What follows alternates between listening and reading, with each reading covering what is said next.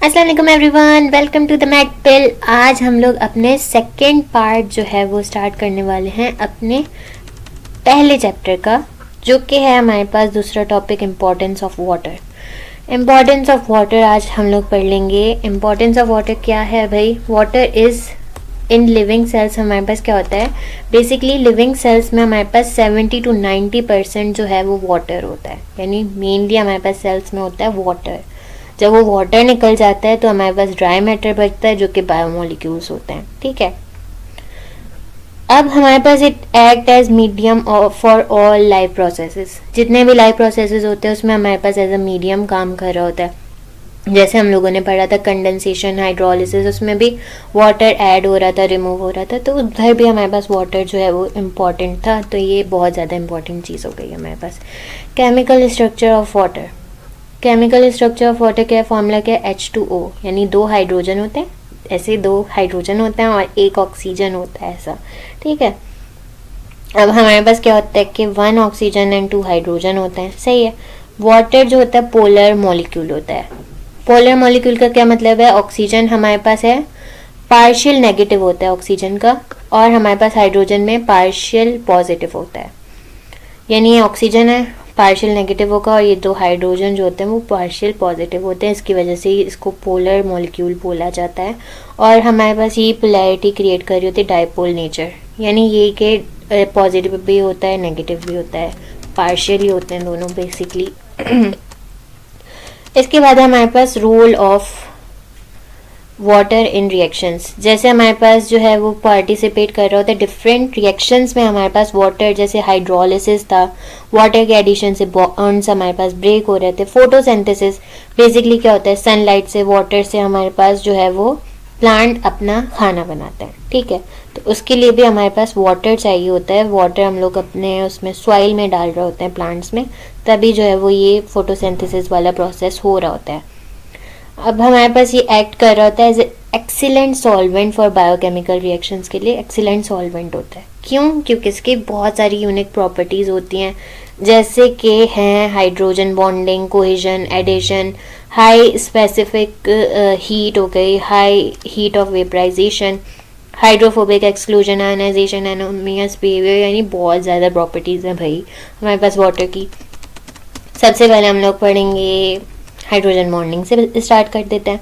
Hydrogen bonding simple होता है हमारे पास। देखो, जैसे ये हमारे पास है रेड वाला ऑक्सीजन समझो, और ये 2 जो ग्रे हैं ये हमारे पास एक हाइड्रोजन और दूसरा हाइड्रोजन, तो ये हो गया पूरा H2O। ऑक्सीजन पे पार्शियल नेगेटिव होता है, हमने अभी पढ़ा था। हाइड्रोजन है 2, उसमें पॉजिटिव पार्शियल पॉजिटिव, इधर भी पार्शियल पॉजिटिव होता है। अब हमारे पास क्या होता है कि अट्रैक्शन होती है between partial hydrogen and oxygen. Hydrogen और ऑक्सीजन के बिटवीन में हमारे पास अट्रैक्शन होती है। जैसे हमारे पास ये हाइड्रोजन है जिसमें पार्शियल पॉजिटिव है, अब ये दूसरा इसी तरीके का H2O मॉलिक्यूल है वाटर का। अब इसका जो ऑक्सीजन है, ऑक्सीजन का पार्शियल नेगेटिव है, पॉजिटिव नेगेटिव आपस में अट्रैक्ट करते हैं, और यहाँ पर जो बॉन्ड क्रिएट होगा वो हाइड्रोजन की वजह से होगा। तो हमारे पास हाइड्रोजन ऑक्सीजन के साथ हमारे पास बॉन्ड बना देगा, और वो बॉन्ड हमारे पास हाइड्रोजन बॉन्ड होगा, क्योंकि हाइड्रोजन पार्शियल पॉजिटिव हमारे पास ऑक्सीजन के साथ बॉन्ड बना रहा है। समझ में आया? उसके बाद जो है वो हमारे पास डिफरेंट मॉलिक्यूल्स, वाटर मॉलिक्यूल्स के साथ अट्रैक्शन करता है, responsible for waters special properties अब हमारे पास इसकी वजह से होती हैं।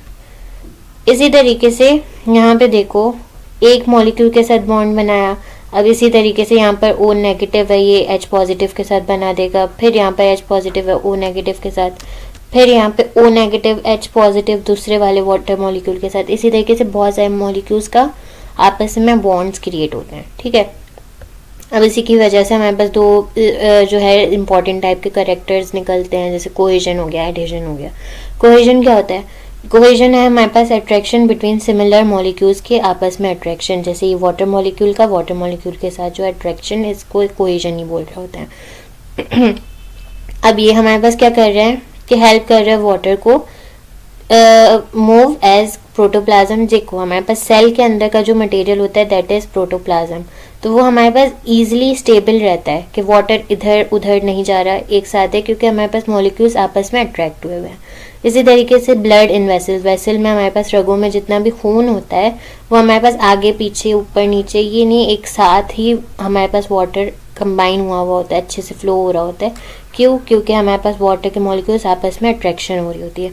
इसी तरीके से transport of fluids in plant में जितना फ्लूइड इधर से उधर ट्रांसपोर्ट हो रहा होता है वो एक अच्छे मैनर में हो रहा है, क्योंकि वाटर के मॉलिक्यूल्स आपस में अच्छे से अट्रैक्ट हुए हुए हैं। इतना समझ में आ गया। इसके बाद हमारे पास एडहेजन। ये डायग्राम हम लोग बाद में समझेंगे, पहले कोहेजन और एडहेजन को समझ में आना चाहिए, ठीक है। एडहेजन जो है वो बेसिकली डिसिमिलर मॉलिक्यूल्स के बिटवीन अट्रैक्शन, वाटर मॉलिक्यूल नहीं, डिसिमिलर मॉलिक्यूल जो वाटर मॉलिक्यूल ना हो उनके बिटवीन की अट्रैक्शन होती है। ये भी हमारे पास हाइड्रोजन बॉन्डिंग की वजह से ही हो रही होती है, ये प्रॉपर्टी भी उसकी वजह से। हेल्प वाटर स्टिक टू, अब समझने वाली चीज़ है वो देखो ये एक जाइलम है। प्लांट में हमारे पास एक वेसल लाइक जाइलम होता है। बेसिकली हम लोग वाटर जो है वो सॉइल में डाल रहे होते हैं, उसके मिट्टी में डाल रहे होते हैं, बट वो उस प्लांट के अंदर से फिर वो लीफ तक कैसे पहुंचता है? जाइलम के थ्रू। वो जाइलम के थ्रू क्या होता है कि सॉइल से ऊपर की तरफ जाता है, पूरे प्लांट में लीफ तक पहुंच रहा होता है पानी, वाटर, ठीक है। तो वो जाइलम वॉल के थ्रू जा रहा होता है, जो कि एक वेसल टाइप होता है, ठीक है। अब हमारे पास क्या होता है, हमने कोहेजन पढ़ी थी, वाटर के बिटवीन की जो है वो अट्रैक्शन। अब हमारे पास जो वाटर है उसकी अट्रैक्शन होती है डिसिमिलर। अब ये जो जाइलम की वॉल है, जाहिर सी बात है इसके मॉलिक्यूल्स जो हैं वो इससे सिमिलर तो नहीं होते, बट इनके बिटवीन पे अट्रैक्शन हो रही होती है कि इसका ऑक्सीजन है वो हमारे पास यहाँ के किसी हाइड्रोजन के साथ, इसके जो डिसिमिलर मॉलिक्यूल के हाइड्रोजन के साथ बॉन्ड बना रहा होगा। तो यहाँ पे भी हाइड्रोजन बॉन्डिंग हो रही है, यहाँ पर भी हाइड्रोजन बॉन्डिंग हो रही है, एडहेजन में भी कोहेजन में भी, ठीक है। अब इसकी वजह से ये हमारे पास इस वॉल के साथ स्टिक होगी। अब हमारे पास क्या हो रहा होता है, इससे ये फ़ायदा होगा कि ये ईजिली वाटर जो है वो फ्लो हो रहा होगा, इसके साथ भी वॉल्स के साथ भी अच्छे से अटैच हो सकता है, स्टिक हो सकता है, और हमारे पास बैकवर्ड फ्लो नहीं हो सकता। ये नहीं है कि हमारे पास लीफ में जा रहा था पानी, बीच में रुक के जो है वो वापस सॉइल में चला गया, नहीं, तो ईजिली हमारे पास फ्लो हो रहा होता है। ये चीज़ समझ में आ गई। उसके बाद है, ये भी एक प्रॉपर्टी है, और उसके बाद हमारे पास high specific heat. Specific heat क्या होता है? सबसे पहले तो ये समझो, हमारा पास कितना अमाउंट ऑफ हीट चाहिए होती है, कितनी अमाउंट ऑफ हीट एनर्जी चाहिए होती है 1 ग्राम ऑफ सब्सटेंस को अपना टेम्परेचर चेंज करने के लिए, 1 सेल्सियस टेम्परेचर चेंज करने के लिए। जैसे 15 था तो 16 में चेंज होने के लिए, मतलब टेम्परेचर बढ़ने के लिए, ठीक है। अब वाटर के लिए क्या होता है ना कि वाटर को जो हीट एनर्जी चाहिए होती है अपना टेम्परेचर, एक लिटिल टेम्परेचर, जैसे 1 सेल्सियस चेंज करने के लिए बहुत ज़्यादा हीट एनर्जी चाहिए होती है। तो water absorb a lot of heat with little temperature change, मतलब बहुत ज़्यादा हीट एब्जॉर्ब करेगा और लिटिल टेम्परेचर चेंज होगा। तो अब इससे क्या होगा कि हमारे पास इतनी जल्दी उसका 1 सेल्सियस नहीं बढ़ता, तो हमारे पास मेंटेन करता है stable body and environmental temperature, कि बहुत ज़्यादा जल्दी से टेम्परेचर नहीं चेंज हो जाएगा, बहुत ज़्यादा हीट अप नहीं हो जाएगा, टेम्परेचर बहुत ज़्यादा हाई नहीं हो जाएगा। तो एक स्टेबिलिटी प्रोवाइड कर रहा होता है बॉडी में और एनवायरनमेंट में, ठीक है। तो ये एक फ़ायदा हो गया कि हाई स्पेसिफिक हीट है इसकी।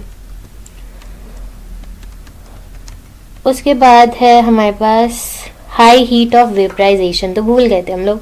हाई हीट ऑफ वेपराइजेशन, हमारे पास वेपराइजेशन क्या होती है, हीट ऑफ वेपराइजेशन की कितनी अमाउंट ऑफ हीट एनर्जी हमें रिक्वायर्ड होती है वाटर के लिक्विड स्टेट को या किसी के भी लिक्विड स्टेट को वेपर में कन्वर्ट करने के लिए। अब उसके लिए भी जो है वो हमारे पास जो वाटर को हीट चाहिए होती है वो बहुत हाई चाहिए होती है।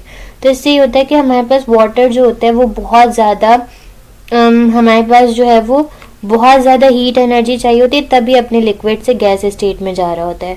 Require high heat to change from liquid to gas, gas में चेंज होने के लिए बहुत ज़्यादा हीट एनर्जी चाहिए होती है। Provide coolness effect during evaporation, इसी वजह से हमारे पास क्योंकि हाई हीट चाहिए होती है तो हमारे पास provide cooling effect during evaporation के टाइम पे हमें कूलिंग इफेक्ट देता है। कैसे, वो हम लोग आगे पढ़ेंगे। उसके बाद है हमारे पास हाइड्रोफोबिक एक्सक्लूजन। वाटर में बेसिकली हमारे पास क्या होता है, वाटर एक पोलर सॉल्वेंट है, वो नॉन पोलर सॉल्वेंट के साथ, तो जैसे हमारे पास लिपिड्स हो गए, ऑयल हो गया, फैट हो गया, उसके साथ डिजोल्व नहीं होता या उसके साथ बॉन्ड नहीं क्रिएट करता। तो हमारे पास क्या होता है, ये मैं एक डायग्राम से समझाती हूँ, ठीक है। ये ऑयल है, इधर भी ऑयल है, तो हमारे पास वाटर क्या करेगा, वो इनके साथ तो बॉन्ड नहीं बना सकता ना, तो अब इनको पुश कर देगा एक जगह पे, और इसके सराउंडिंग्स में जो है वो हमारे पास एक वाटर जो है वो अटैच हो जाएगा और बॉन्ड बना लेगा। इनके साथ नहीं बना सकता, तो इनको एक जगह पर कर दिया, इनको एक जगह पे पुश कर दिया और सराउंडिंग पे अपना जो है वो बॉन्ड क्रिएट कर दिया। तो ये एक प्रॉपर्टी है हमारे पास वाटर की, ठीक है। जो कि हमारे पास important for membrane formation. Membrane में भी हमारे पास क्या होता है, सेल मेम्ब्रेन में पोलर एंड नॉन पोलर जो होते हैं वो एंड्स होते हैं। उसके बाद है हमारे पास आयोनाइजेशन ऑफ वाटर। वाटर जो है वो हमारे पास स्प्लिट हो सकता है H एंड OH में। H2O है, H पॉजिटिव और OH नेगेटिव में हमारे पास स्प्लिट हो सकता है, टूट सकता है, जो कि हमारे पास इसेंशियल होता है केमिकल रिएक्शन के लिए हमारे पास बॉडी में, ठीक है। जैसे हम लोगों ने किया था अपना कंडेंसेशन वाला प्रोसेस।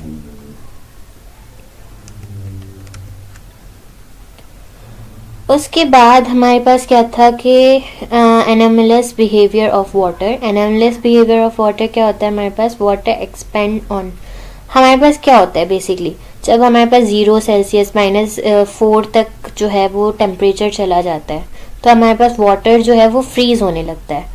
अब वाटर की हाइड्रोजन बॉन्डिंग की वजह से जो ऊपर वाला पानी होता है वो एक्सपेंड हो जाता है, वो फैल जाता है और वो फ्रीज हो जाता है, वो वाटर आइस में कन्वर्ट हो जाता है। अब वो जब आइस में कन्वर्ट हो जाता है तो वो क्यों होता है, क्योंकि वो डेंसिटी उसकी कम हो गई है। जिसकी डेंसिटी कम होती है वो चीज़ ऊपर आ जाती है, हमें पता है।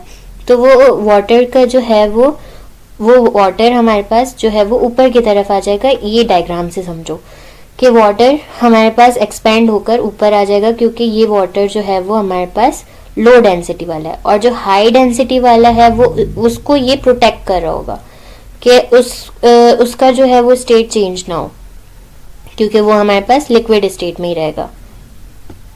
तो इससे क्या होगा हमारे पास कि वो हमारे पास इक्वेटिक लाइफ जो है अंदर, जैसे हमारे पास फिश है और हमारे पास जो शार्क है, डॉल्फिन्स हैं, जितने भी हमारे पास सी ऑर्गेनिजम्स हैं वो सरवाइव कर सकेंगे अंदर। तो बेसिकली हमारे पास एक आइस की परत बन जाती है ऊपर, क्योंकि लो डेंसिटी होती है, और अंदर जो है वो हाई डेंसिटी होती है वाटर की, और वो वाटर लिक्विड स्टेट में ही रहता है, ठीक है। इतना समझ में आ गया। तो यही था हमारे पास वाटर की इम्पोर्टेंस हमारे पास बायोमोलिक्यूल्स के चैप्टर में, ठीक है। समझ में आ गई होगी। Thank you.